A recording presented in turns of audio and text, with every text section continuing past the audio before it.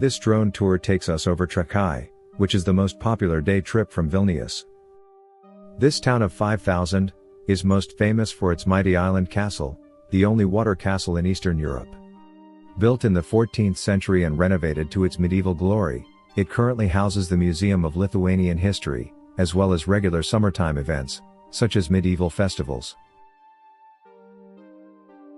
Even older is the Trakai Peninsula Castle, built on the mainland. However, it stands in a worse shape, with just some towers remaining intact.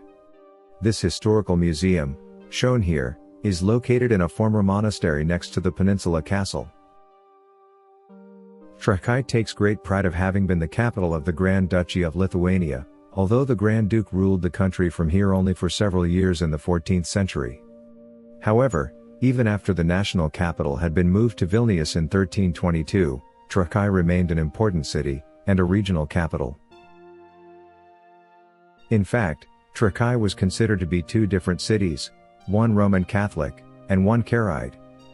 Karaites are ethnic Karims, a peculiar Turkic community with its own religion, an offshoot of Judaism.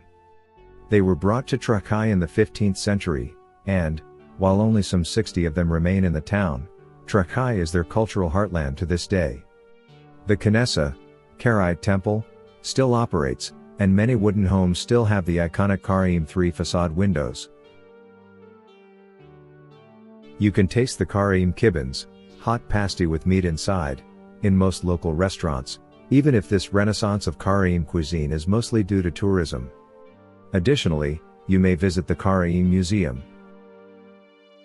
The heart of Roman Catholic Trakai is the church.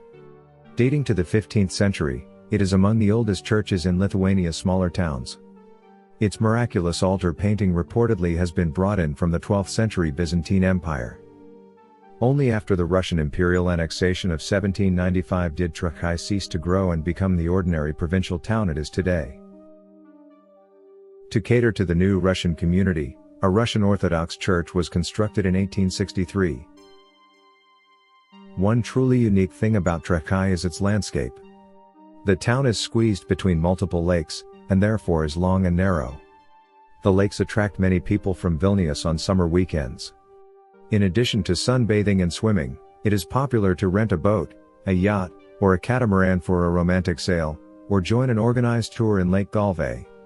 Trakai is also one of the top locations in Lithuania for scenic flights. Watching this Lithuania Drone Tour, you probably already know why. Any tours view not only the castles of Trakai, but also the Trakai Manor on the opposite side of the lake.